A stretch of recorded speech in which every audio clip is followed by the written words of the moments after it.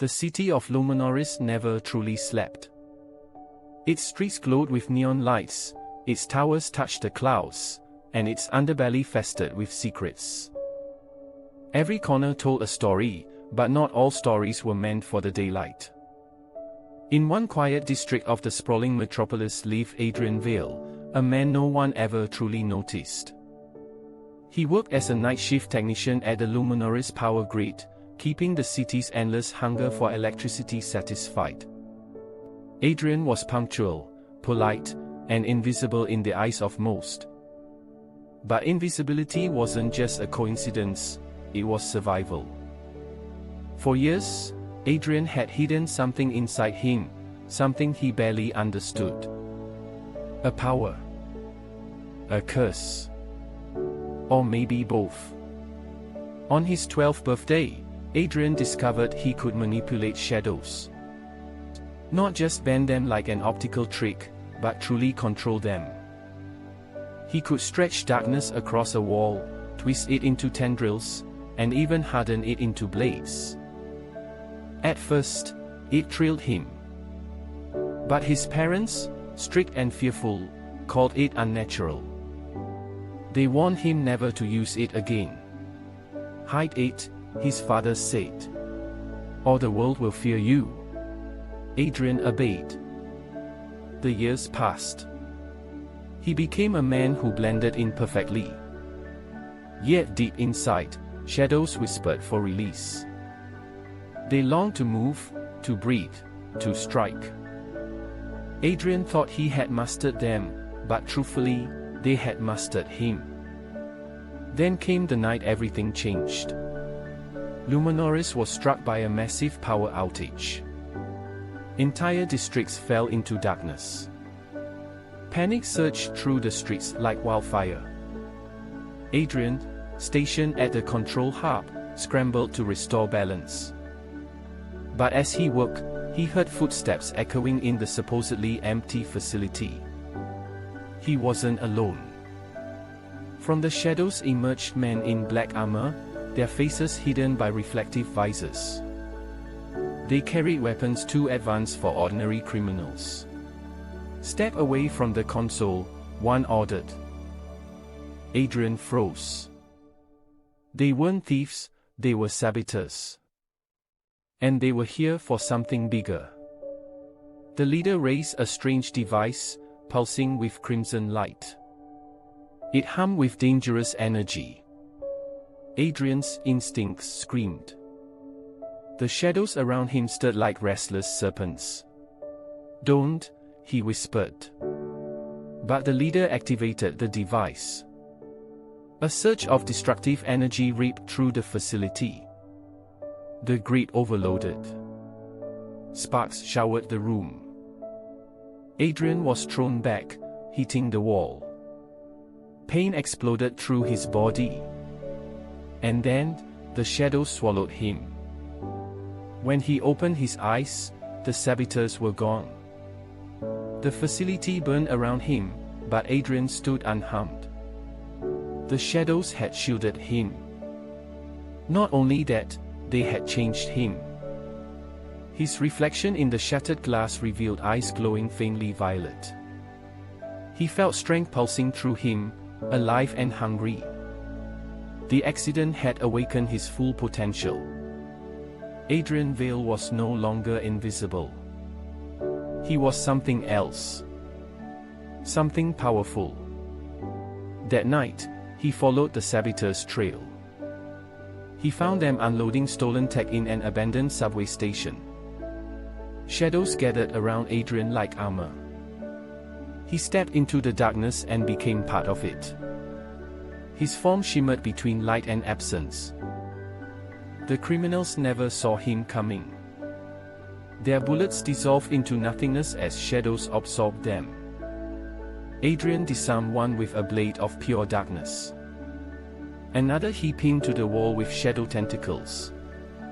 Fear spread among them. "What are you?" one screamed. Adrian almost didn't know himself.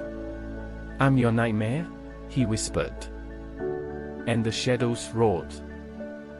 By dawn, The saboteurs were tied up for the authorities. Adrian vanished before the police arrived. But rumors spread. Whispers of a figure made of living shadows. A phantom protector. The newspapers called him Shadowflare. At first, Adrian wanted to reject it. He wasn't a hero. He was just a man trying to survive. But the city needed Shadowflare. And, though he wouldn't admit it, Adrian needed him too. Weeks passed. Crime syndicates began to fear the dark. Shadowflare struck like lightning, vanishing before anyone could react. The people of Luminoris began to believe again. But heroes never rise without drawing enemies. The saboteurs Adrian had stopped were only pawns. Their true master revealed herself soon after. Dr. Seraphine Kale, a brilliant scientist turned rogue visionary. Once celebrated for her work in advanced energy research, she had vanished after a controversial project was shut down. That project, whispered in classified circles, was codenamed Eclipse. Its goal, weaponize the balance between light and dark energy. Seraphine had not abandoned it, she had perfected it. Now she sought to plunge Luminoris into eternal shadow, claiming only she could guide humanity through it. Shadowflare became her greatest obstacle. "He wields what belongs to me," Seraphine hissed to her followers. "And I will tear it from him." Adrian began sensing her moves before they happened. Sabotage power plants. Riots triggered by sudden blackouts. High-tech mercenaries armed with strange weapons of light. Each step brought him closer to Seraphine's plan. Yet Adrian wasn't alone. A journalist named Maya Cross began tracking Shadowflare's appearances. She was fearless, sharp, and unwilling to accept the city's corruption. Where others saw a monster, she saw a story. And perhaps, a man beneath the shadows. Adrian tried to avoid her. He feared exposure. But fate kept drawing them together. During a blackout riot, Maya nearly died under collapsing debris. Shadowflare saved her, shielding her with a dome of shadows. Their eyes met in the flickering light. "You're not a monster," she whispered. For the first time, Adrian wanted to believe it. Seraphine, however, escalated her war. She unleashed her elite enforcer, Lazaro Kane, a mercenary infused with artificial light energy implants. Lazaro was everything Adrian feared: powerful, ruthless, and utterly loyal to Seraphine. Their first battle shook the city's skyline. Shadow and light clashed in an explosion of force. Lazaro's beams seared through buildings. Adrian's shadows countered with equal fury. The fight ended in a draw, but Adrian barely escaped alive. Doubt began to gnaw at him. Could he really protect Luminoris? Or was he only delaying its fall? Maya found him after the battle, wounded and weary. "You don't have to fight alone," she told him. Her words anchored him. Adrian realized being Shadowflare wasn't just about fear, it was about hope. Months of struggle followed. Shadowflare dismantled Seraphine's operations piece by piece. But each victory revealed a larger puzzle. Seraphine was constructing something colossal beneath the city. A reactor powered by stolen energy cores.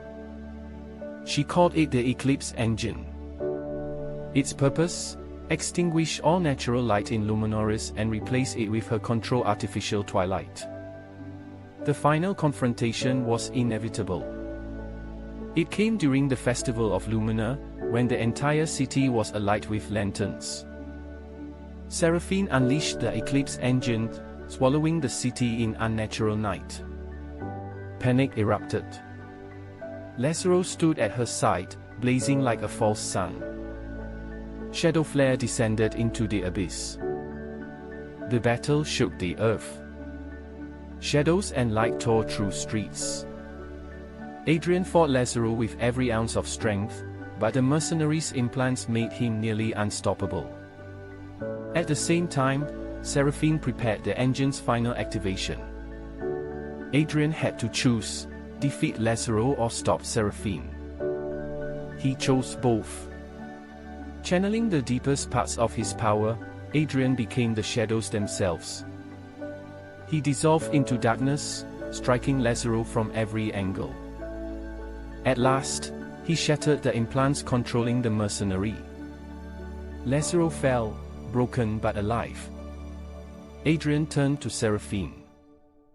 She stood before the Eclipse engine, radiant with stolen power. "This city will kneel to me," she cried. "No," Adrian said, his voice echoing with shadow. "It will stand free." Their clash was unlike any before.